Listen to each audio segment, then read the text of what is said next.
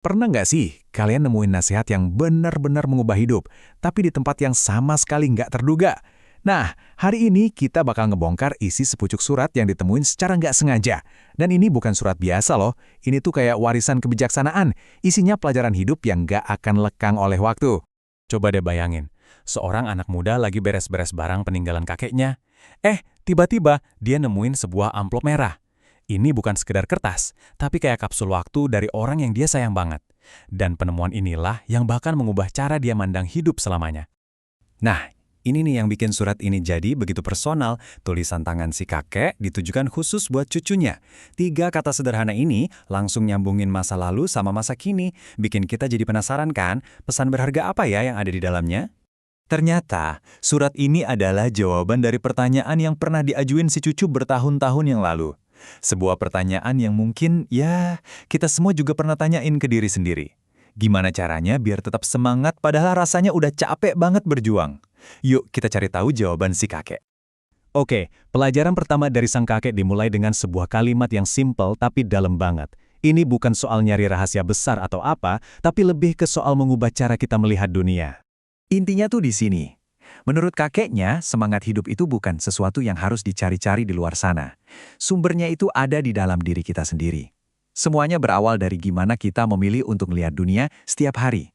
Si kakek ngejelasinnya jadi 3 langkah praktis. Pertama, harapkan kegembiraan. Jadi kalau kita sengaja nyari hal-hal baik, ya kita bakal lebih sering nemuin hal-hal baik itu.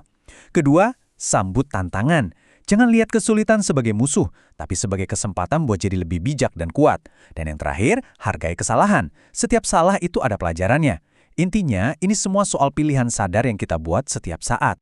Nah, setelah kita ubah cara pandang, pelajaran berikutnya ngebahas tentang perjalanan hidup itu sendiri. Si kakek pakai metafora yang keren banget. Dia nyebutnya pendakian.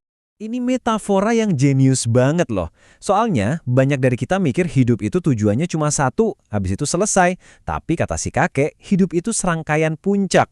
Serunya itu ada di proses mendakinya, bukan cuma pas sudah nyampe di atas. Dan ada peringatannya nih. Rasa nyaman setelah berhasil mencapai sesuatu, itu bisa jadi jebakan. Istirahat sih penting ya, tapi kalau kelamaan puas sama pencapaian, itu bisa bikin semangat kita buat lanjut ke puncak berikutnya jadi hilang. Pesan ini benar-benar kuat dan rasanya melegakan banget.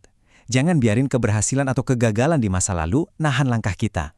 Fokus aja ke tantangan selanjutnya, ke pemandangan baru yang nunggu di depan. Pokoknya, terus gerak maju.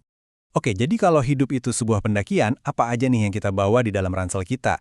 Nah, pelajaran ketiga ini soal meringankan beban, melepaskan hal-hal yang nggak perlu kita bawa. Masuk akal banget kan?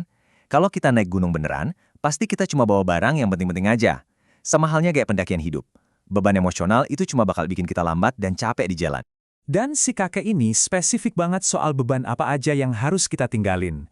Kemarahan, rasa nggak percaya, dendam, luka-luka batin dari masa lalu. Tanpa sadar, kita sering banget loh mikul beban-beban ini, padahal mereka cuma narik kita ke bawah. Ini tuh kayak perintah untuk bertindak. Melepaskan semua beban ini adalah sebuah keputusan aktif. Ini soal memilih buat lebih mentingin energi dan kemajuan kita daripada terus-terusan terjebak sama rasa sakit di masa lalu. Dan kita sampai di pelajaran terakhir, yang menurutku ini yang paling ngena dari semuanya. Ini semua tentang kekuatan dari sebuah pilihan. Nah, di sini kita bisa lihat jelas banget perbandingan 2 jalur kehidupan. Jalan menuju sukses itu lahir dari pilihan sadar untuk mikir, percaya sama diri sendiri, dan terus maju. Sebaliknya, jalan kegagalan itu ya pas kita pasrah aja dan ngebiarin keadaan yang ngendaliin hidup kita. Ini dia, ini inti dari semua nasihatnya. Kemenangan itu bukan sesuatu yang terjadi gitu aja, tapi hasil dari sebuah keputusan. Semuanya dimulai dari pola pikir. Kita harus mutusin dulu kalau kita mau jadi pemenang, sebelum kita beneran bisa menang. Jadi, yuk kita rangkum sekali lagi warisan kebijaksanaan super berharga yang ditinggalkan sang kakek di dalam suratnya. 4 pilar ini, cara pandang, perjalanan, kebebasan emosional, dan kekuatan memilih, ini tuh kayak panduan lengkap buat hidup penuh semangat. Warisan yang jauh lebih berharga dari harta apapun kan? Dan inilah pesan penutup dari sang kakek. Hidup itu timbal balik. Kasih semua yang kita punya, nanti hidup juga bakal ngasih kita yang terbaik. Jadi setelah dengerin semua ini, pertanyaannya sekarang buat kalian. beban apa nih yang siap kalian lepasin buat memulai pendakian kalian selanjutnya?